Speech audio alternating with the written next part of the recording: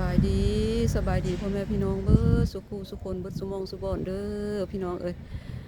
มามื้อนี้แม่ตาก็พาไปเลาะไปเที่ยวอีกละพี่น้องเลาะลิ้นในเมืองนี่แหละพี่น้องเอ้ยเมืองอังโกเลมพี่น้องเอ้ยมาละมาเลาะลิ้นอยู่โอเทนเดอวินพี่น้องเอ้ยนี่แหละ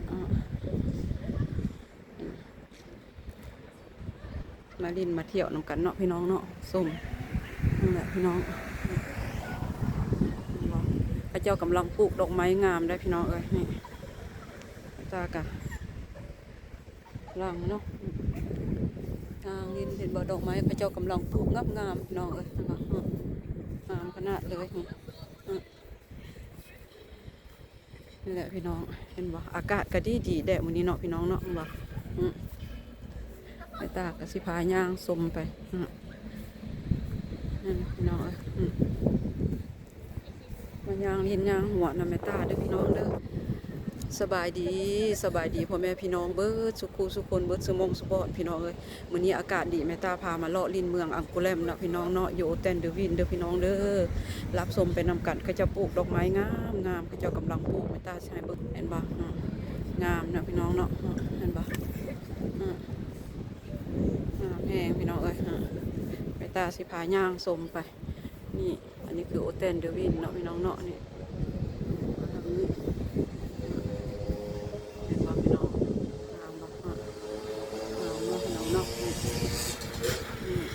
อากาศดีนะผมผู้จักเส้นอย่างเนาะพี่น้องเนาะก็เลยมาย่างเลาะลิ้นนี่แหละตามภาษาเมตใต้แหละพี่น้องเลยพาพ่อแม่พี่น้องเลาะเที่ยวพาพ่อแม่พี่น้องเที่ยวเนาะเห็นบ่งามข้าเจ้ากำลังปลูกดอกไม้นะพี่น้องงามแหงเนาะเห็นบ่งามหลายพี่น้องเอ้ยนี่บริเวณก็เป็นแบบสิพี่น้องเอ้ยนี่แม่ตาสิอวยกลับมาอีกเทื่อนึงเนาะพี่น้องเนาะนี่เห็นบ่พี่น้อง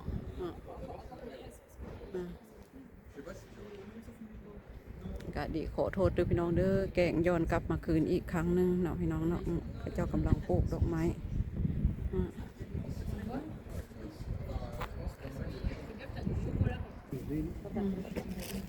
เห็นบ่พี่น้องไอ้เจ้ากำลังปลูกดอกไม้งามนะพี่น้องเนาะนี่แม่ตาจะให้เบิ่งเห็นบ่ธรรมชาติบรรยากาศดีเด้อพี่น้องเด้อเบิ่งไปนำกันเนาะรับชมไปนำกันพี่น้องคันถึงทางแม่ตาว่าผิดพลาดประการใดก็ขอโทษขออภัยเด้อพี่น้องเด้ออากาศก็ดีพี่น้องเอ้ยเห็นบ่งามนะพี่น้องเนาะ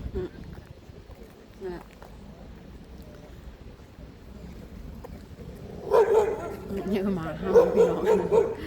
ขอโทษเลยล่ะพี่น้องเอ้ยหมาเห่าไม่ตาก็เลยยุดไปหน่อยนึงพี่น้องเอ้ยขอโทษขออภัยพี่น้องนี่แหละนี่คือเมืองอังโกเลมโอเทนเดอวินเด้อพี่น้องเด้อแต่ไม่ตาถ่ายอาจจะบ่คักบ่ชัดเจนแกเพราะว่ามีคนหลายพี่น้องเอ้ยคนเขาเจ้ากับเบิ้งไม่ตานะกะไม่ตากะอายเดี๋ยวเนาะยังบ่ทันลึงบ่ทันอันสำนานเถื่อนะพี่น้องเอ้ยเนาะกะคอยเฮ็ดคอยไปไม่ตากะเฮียนย่างเฮียนเดินเนาะพี่น้องเนาะกำลังหัดย่างหัดเดินไปเนาะพี่น้องแบบสิแหละพี่น้องเอ้ยเนาะรอบนึงอีกพี่น้องเอ้ยนี่ขอโทษขออภัยเด้อพี่น้องเอ้ยนี่แหละนี่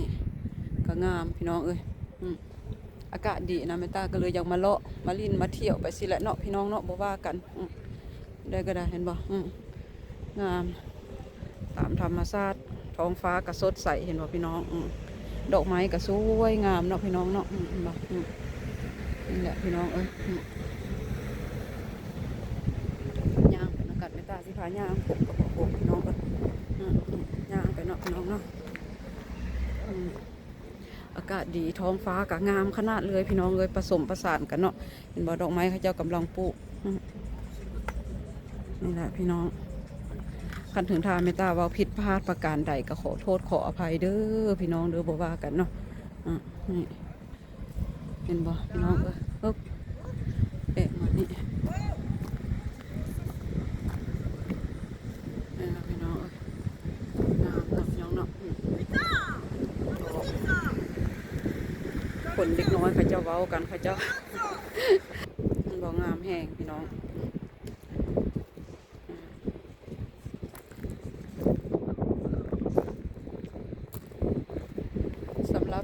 กับว่างามเนาะพี่น้องเนาะแต่สำหรับคนอื่นเพิ่นเคยไปเที่ยวบนสวยๆงามๆหรูหราหมาหอนกับบ่ว่ากันเนาะ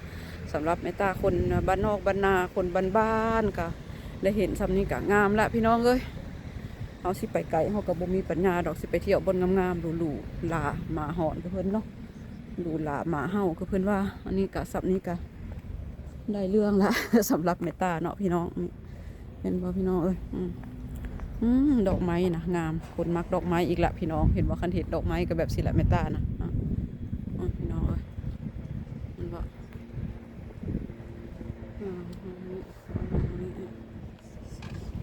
พี่น้องเอ้ยตาใส่เบิ้งสิอีกรอบนึงเนาะพี่น้องเนาะเมตตาสอดพระเจ้าปลูกดอกไม้นะงามแพงเลยพี่น้อง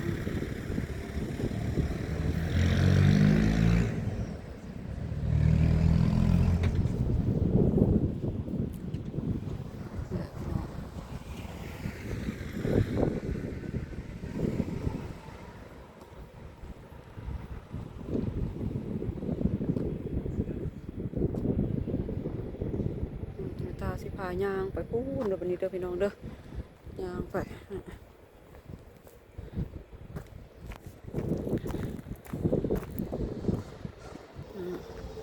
มึงหน้าตาไม่ตากระดาษพี่น้องเอ้ยฟ้าลมแดดเนาะพี่น้องเนาะกระยามไปแบบสีเห็นบอกน้ำทางนั้นกระดาษพี่น้องเลยบอกว่ากันเนาะนี่แหละแต่ตาก็พาไปเรื่อยๆเลาะเรื่อยๆอากาศดีได้มันโบหนาวนะพี่น้องก็เลยพาพ่อแม่พี่น้องเลาะหน่อยนึงเนาะนี่ดูสิพี่น้องเลยแบบนี้แหละพี่น้องเห็นว่าพี่น้องงามเนาะนี่โอ้ยบักไม่ตานี่งามชมวิวธรรมชาติมาทางนี้หัวมาให้นะพี่น้องพี่น้องครับแม่ตาสิพาย่างโตเนาะพี่น้องชมบรรยากาศไปนำกันเด้อพี่น้องเด้อบอกว่าเนี่ยไหลแล้วนี่พี่น้อง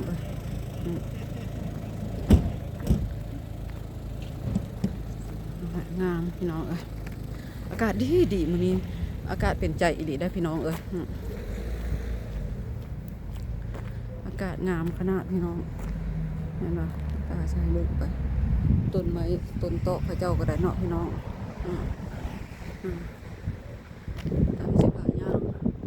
โอ้ยฟอมอาจจะแกะเลยเด้อพี่น้องเด้อ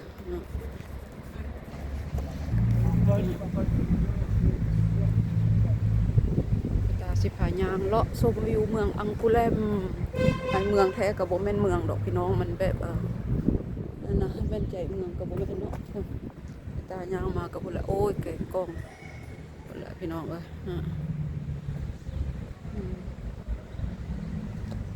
ไม่ตาอาจจะแกล้งกล้องไวก็ขอโทษขออภัยพี่น้องอาจจะวินหัวเนาะ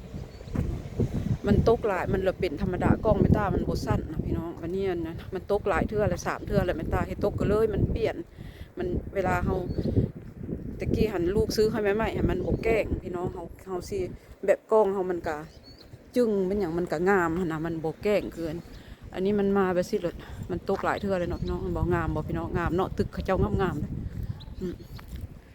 นี่บอกพี่น้องนี่ตาจะให้เบิกนี่อันนี้ก็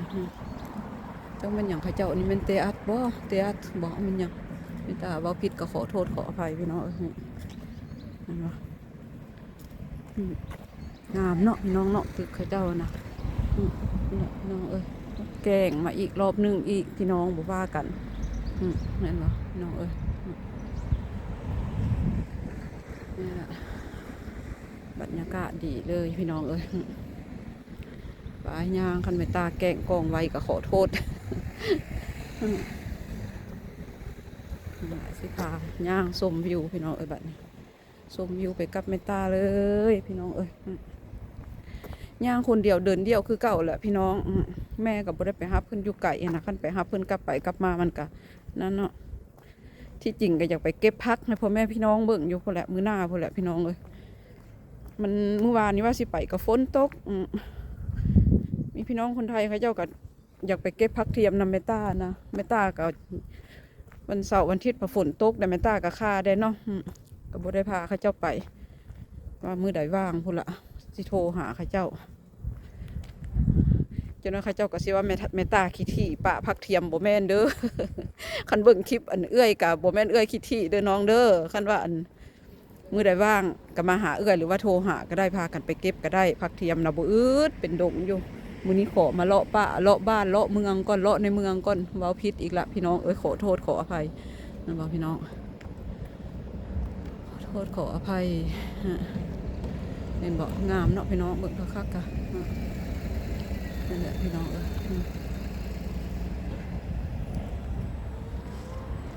คันมือใดว่างโทรหาเอื้อยก็ได้เด้อสิพาไปดอกเก็บผักเทียมบ่อืดเป็นดงอยู่สิเอาซ้ำใดก็ได้สิเอาเป็นหาบก็ได้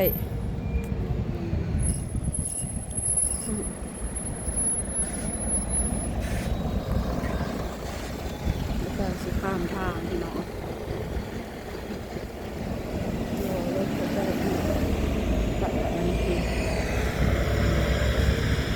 อันนี้สัญลักษณ์เมืองอังกูแลมพี่น้องกาสุภางามนี่แหละพี่น้องบรรยากาศดีคันอากาศดีวิวก็งามเนาะพี่น้องเนาะคันอากาศครึ้มแดดกับบ่งามวิวก็ได้จะเป็นไปได้เห็นไหมพี่น้องนี่แหละ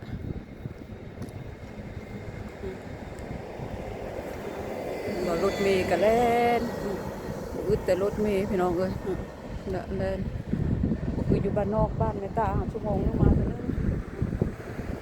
จะสิพามาชมวิวมุมสูงของอังกูแลมเราพี่น้องนี่แม่ตาจะแกงกองไว้เนาะพี่น้องคือว่าแหละพี่น้องคันแม่ตาว่าผิดพลาดประกาศใดก็ขอโทษขออภัยเด้อแม่ตาก็สิแหละมาโลกโป๊กเป๊กพี่น้องน้องวิวสูงมุมสูงเนาะอะไรพี่น้อง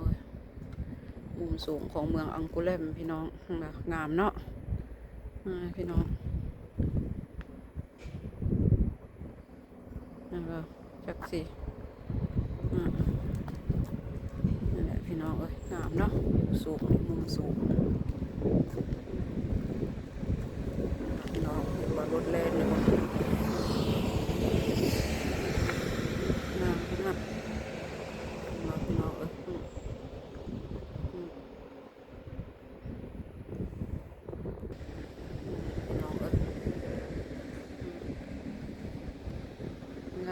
มขนาดเลยพี่น้องมุมสูงเนาะกับบรรยากาศนะเข้ากันดีเพราะพี่น้องโอ้ยกองไม่ตายจากเงียบนี่แหละพี่น้องเลยแล้วพ่อแม่พี่น้องย่างเลาะย่างลิ้นคือเก่าแหละพี่น้องเลาะชมบรรยากาศเนาะพี่น้องเนาะเมืองอังกูแลมเด้อพี่น้องเด้อนี่แหละ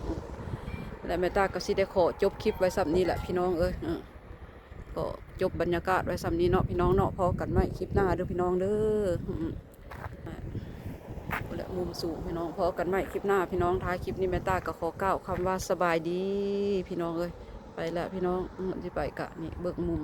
งามๆก่อนเนาะพี่น้องเนาะงามบ่พี่น้องท้องฟ้าสดใสขนาดเลยพี่น้องกับบรรยากาศก็ดีพี่น้องไปละพี่น้องอยู่ดีมีแหงเบิดสุขูสุคนความเจ็บอย่าได้ความไข้อย่ามีเด้อพี่น้องเด้อเป็นจังใดก็อย่าลืมกดติดตามแม่ตาก็ขอขอบมุกขอบใจสำหรับผู้ติดตามและก็คอมเมนต์เนาะพี่น้องแม่ตาก็รู้สึกอบอุ่นนะพี่น้องมีคอมเมนต์มีผู้กดติดตามก็ได้เนาะพี่น้องไปละบ่เว้าหลายพี่น้องพอกันใหม่คลิปหน้าท้ายคลิปนี้ก็ขอกล่าวคำว่าสบายดี